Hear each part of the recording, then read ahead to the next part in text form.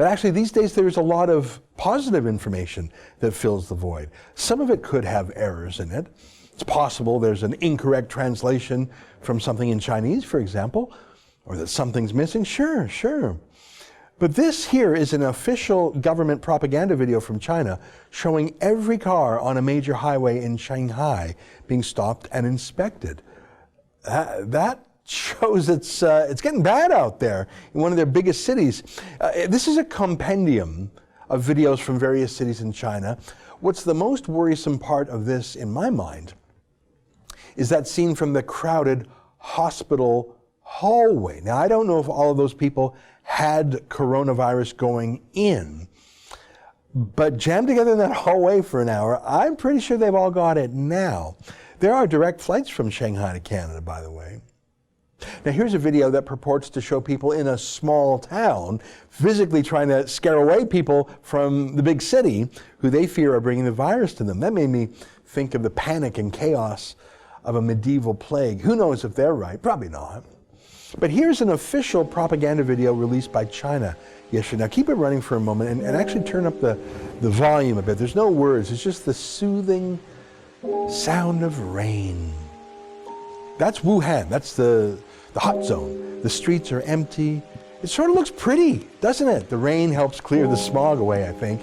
It really is a calming video. Very well done, propaganda-wise. It's calming because there are no people in it, are there? No panicking civilians, no crowded hospital hallways, no police confused about what to do and why.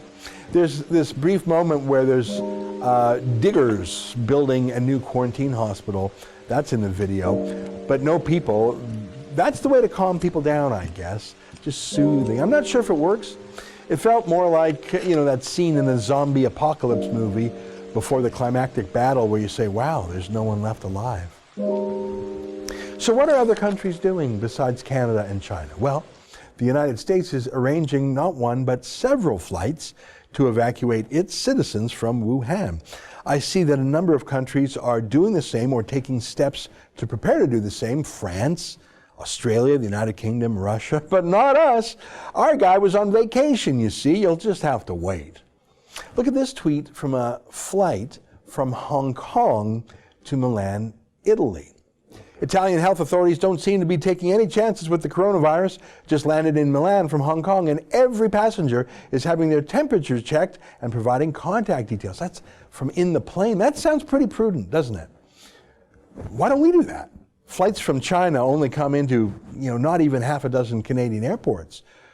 Vancouver, Toronto, Calgary, maybe a few others, I don't know. How hard would it be to simply have medics board the plane and do the exams right out in the plane, rather than wait for people to self-report? Get off the plane, spread it around, as the first two cases in Toronto did. Here's an infrared thermometer scanner in Hong Kong's own airport. Anyone coming into the city by plane has their temperature taken automatically by remote. They don't even realize that. If they have a fever, they're pulled over. Why can't we do that? That's not really new technology, actually. There are 4,000 people from the city of Wuhan around the world right now, according to the government, so it's probably 10 times that. How many of them are in Canada? Do we know? Does anyone care? I think the reason why Trudeau is on holidays is not because he's tired from working. Like I say, he just had a 17-day holiday over Christmas. That's crazy. It's that he's running away. He's hiding from problems. He doesn't know what to do. He's not a decider. He's not an executive. He lacks the energy to do anything. We know he hasn't talked to Donald Trump in over a month, despite huge issues where he should, whether it's Iran or China or the virus or hostages, whatever. Trudeau's hiding. He's got that beard that says, I'm mentally still on vacay. I wonder if he'll even show up in question period today, just to fake it. But hey, maybe this is all a good thing. Here's a tweet from a Trudeau ally in Quebec, a former politician, current journalist, Luc Ferrandez. Let me translate it.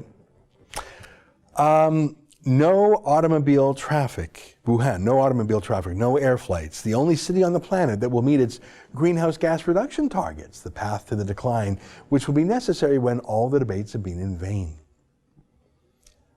I think he's actually cheering for the virus. That's an excerpt from the Ezra Levant Show, which is a show I do every day. I do a monologue, interview an interesting guest, and then I read my hate mail. But you've got to subscribe to it, which you can do at premium.rebelnews.com.